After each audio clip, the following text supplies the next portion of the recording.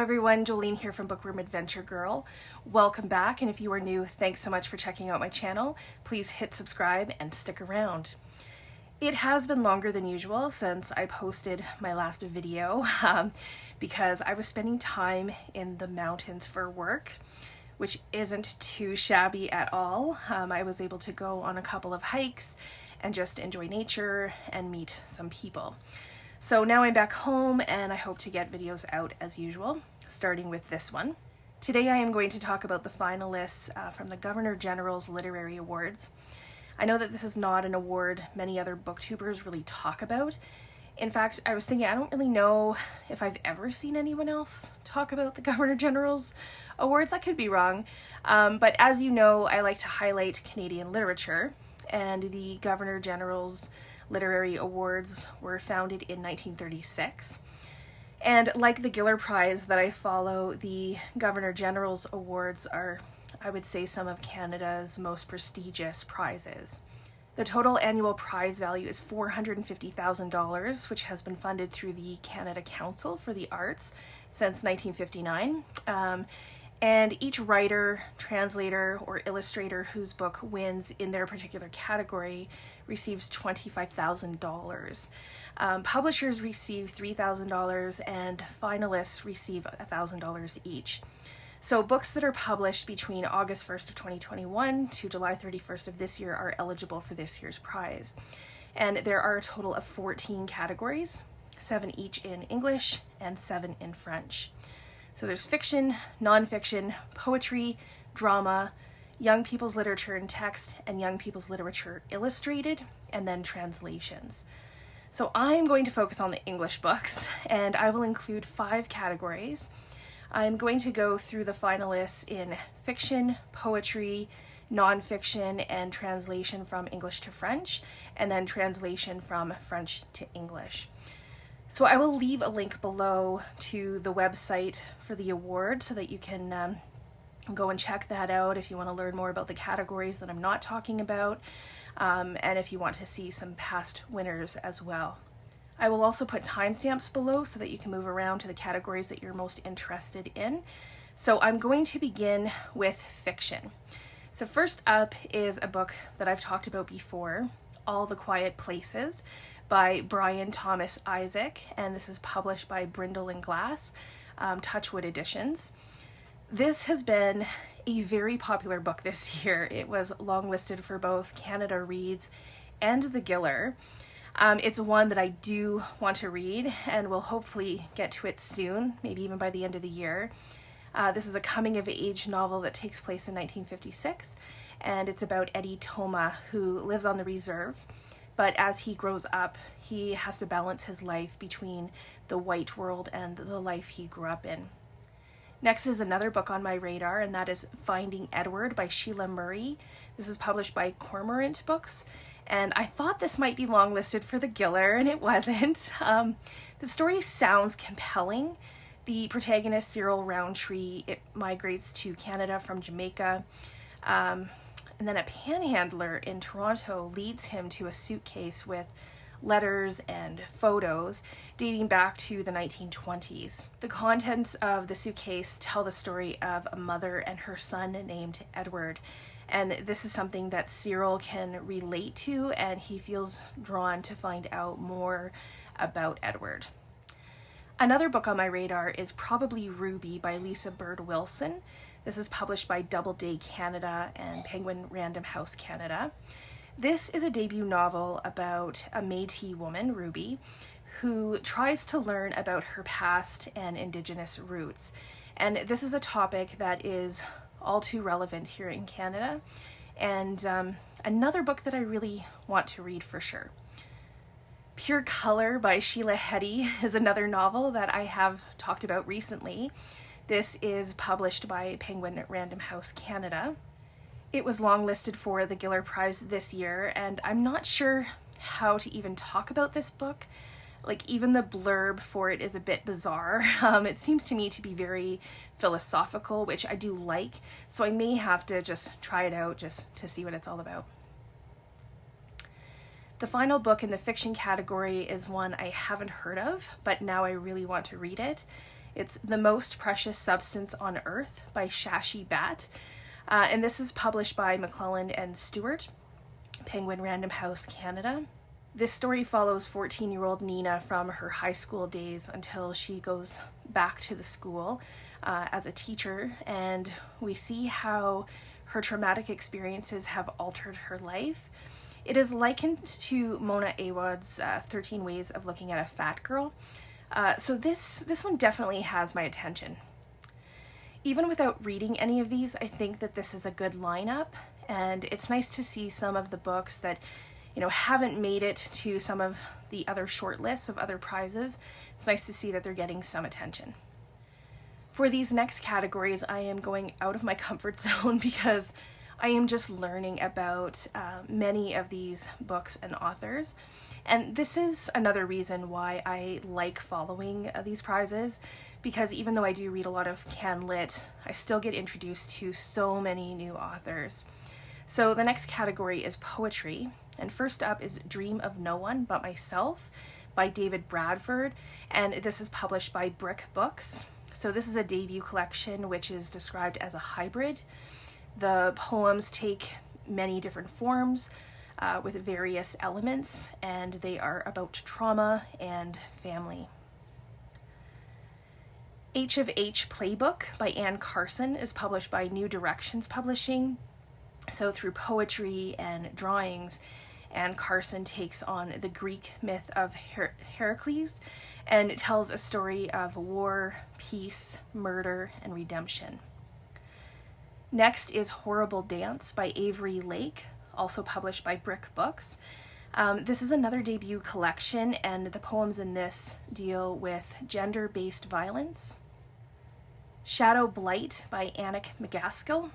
This is published by Gasparo, I think it is, Press. The poems in this collection are about the pain, grief, and isolation of pregnancy loss. The poems draw on the stories of Niobe, whose suffering the loss of her children turned her to stone. So these sound like they would be very powerful. And then the final poetry collection in the finals is Shifting Baseline Syndrome by Kreuter, and this is published by University of Regina Press. So this collection sounds very unique. It's described as a satiric and searing collection of poetry, obsessed with television, oceans, Jewish history, and time. So it sounds like there might be some comedy in this one. The nonfiction category is next. The first of the 5 books is Aki-Wayn-Zih, A Person as Worthy as the Earth, and this is by Eli Baxter, published by McGill Queen's University Press. And this is about Anishinaabe life before contact. Eli shares stories of his family hunting and fishing and how his experience of residential schools impacted him and his family. Next is All the Frequent Troubles of Our Days, the true story of the American woman at the heart of the German resistance to Hitler. And this is by Rebecca Donner, published by Little Brown and Company. This is the story of Mildred Harnack, who was part of an underground resistance group in Berlin in 1940, and she later became a spy. And Mildred was supposedly the only American in the leadership of the German resistance, but her story is almost unknown, and so this story I think has a lot of potential. Up next is Generation Dread, Finding Purpose in an Age of Climate Crisis by Britt, Wray, and this is published by Penguin Random House. So first of all, I love the cover of this book. I think it's beautiful, and this book looks at the crisis on our environment and how it affects our own anxieties. So this is called Eco-Anxiety, and the book talks about the need for compassion and looking at the future of mental health through this lens. So I don't think that I've ever heard of anything else like this out there, so it has my interest for sure. Next on the nonfiction list is Persephone's Children, A Life in Fragments by Rowan McCandless, and this is published by Rare Machines through Dundurn Press. And this is a collection of linked essays about how Rowan McCandless left a long-term abusive relationship. So I'm interested in the structure of these essays since they seem to kind of use different elements. And then the final book in this list is Rehearsals for Living by Robin Maynard and Leanne Betasamasaki-Simpson. And this is published by Knopf Canada, Penguin Random House Canada. So when the pandemic began, Robin Maynard, who is the author of Policing Black Lives, and Leanne Betasamasaki-Simpson, who is the author of many books, but including the novel that I've read, which is Nupaming, they began writing to each other, and they began these letters. And these letters soon grew into a powerful exchange on the subject of, like, where do we go from here? So this just sounds like it might be interesting as well. So moving on, I'll now go through the books in translation, and I'm going to do the books translated from French to English. So this is a category that I am trying to be more aware of because I don't really know much about Canada's French literature. So the first book is also about a topic that I know, I would say, pretty much nothing about, and it's called History of the Jews in Quebec, and this is by Pierre Anstill, translated by Judith Weiss Woodsworth, and it's published by University of Ottawa Press. So this is the journey of Judaism in Quebec, which, like I said, it's really something that I've never even really given any thought to. So this is something that I can, definitely learn about. Next up is a book that I have and still need to read, and that is Remnants by Celine Hegebert, I think it is, translated by Alicia Jensen. And this is published by Book Hug Press, and this has actually won the Governor General Award for French fiction, so we will see how it does in this category. This is a story about a father-daughter relationship. The daughter does some investigation to her father's life after his sudden death, and this is one that I do hope to get to before the end of the year.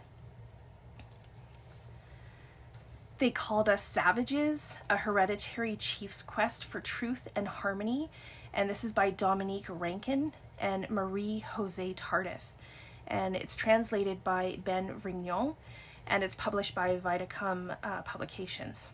So this is the story of the author's experience of residential schools and how he became a medicine man and a chief. And as many of you know, I am very interested in Indigenous stories, so this is definitely one that I will be adding to my TBR, especially since I really don't know, again, much about Indigenous peoples in Quebec. Next up is This Is How I Disappear by Miriam Mallet, and this is translated by Alicia Jensen and Bronwyn Haslam, and it's published by Drawn and Quarterly. So this is a book that I have mentioned before when I talked about the Giller Prize and shared, some books that I thought had some potential. So this is a graphic novel that deals with mental health. And then the last book in the translation from French to English category is White Resin by Audrey Wilhelmi, I think it is, translated by Susan Oriou, and this is published by House of Anansi Press. So this book sounds unique, maybe a bit of a sci-fi, since it deals with tension between the industrial world and the natural world, and it also includes a love story. Now we are on to the last category, which is translation, this time from English to French. So in this case, I am aware of at least a couple of the English books, so it's interesting to see which books are being translated to French. And first is a translation of Through the Sad Wood Our Corpses Will Hang by Ava Farmeri, I think it is, translated by Benoit Laflamme. And this is quite a title, and the story sounds quite compelling as well. The story is about Sheila, who was born in Iran when the country was being purged of all things Western and un-Islamic. And as Sheila gets older, she begins to exhibit disturbing behavior, and is accused of killing her mother. And she is immediately jailed in Iran's most notorious prison and is awaiting release or execution. So this one sounds pretty intense. Next is Saltfish Girl by Larissa Lay, and this is translated by Sylvie Berard and Suzanne Grenier. And I've read one book by Larissa Lay not too long ago. I read The Tiger Flew, and a few people recommended Saltfish Girl to me when I was reading that. So this is about an ageless female character who shifts shape and form through time and place as a fish, snake, girl, and woman. And her writing is different than what I would normally read, and I do want to read more by Larissa Lay, so this might be the opportunity. And next is another book that's been on my radar for a while, and that is The Beguiling by Susie Gartner, and this is translated by Eric Fontaine. So this is a debut that was shortlisted for the Giller Prize, I think in 2020. Lucy is the main character who hears the confession of her cousin on his deathbed. And after that, strangers begin to confess to her as well, and Lucy begins to see the connections between their stories, and she tries to figure out the meaning of it all. And this next book I've never heard of. It's called The Wagers by Shawn Michaels, and it's translated by Catherine LaRue. And this is the story of a comedian named Theo who trades his wishes. He finds a mysterious association who steal luck. So the story seems to have some interesting magical realism elements in it. And then the last book on this list is a translation of Small Game Hunting at the Local Coward Gun Club. This is by Megan Gale Coles, and it's being translated by Melissa Veralt. And this is a debut novel that has received a lot of attention. It's been a finalist for the Giller Prize and for Canada Reads. This story takes place in Newfoundland over the course of only one day, and it is intense. I would say it's one of the most intense books I've ever read. The themes are intense. It deals with gender inequalities, stereotypes, racial tensions, and abuse.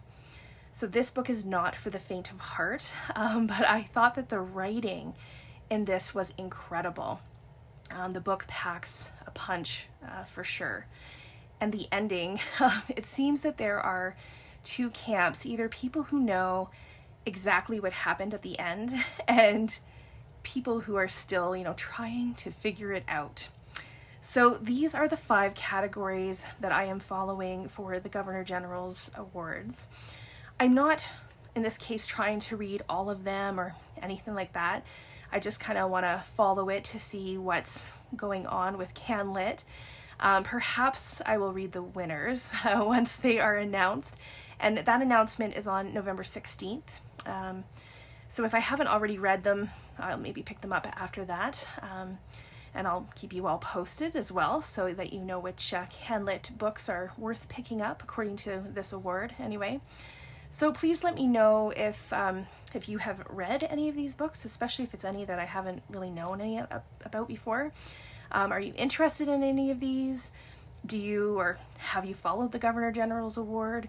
Do you have any books that you are kind of cheering for this year? Again, I will leave links below to the website and a list of all of the books that I mentioned.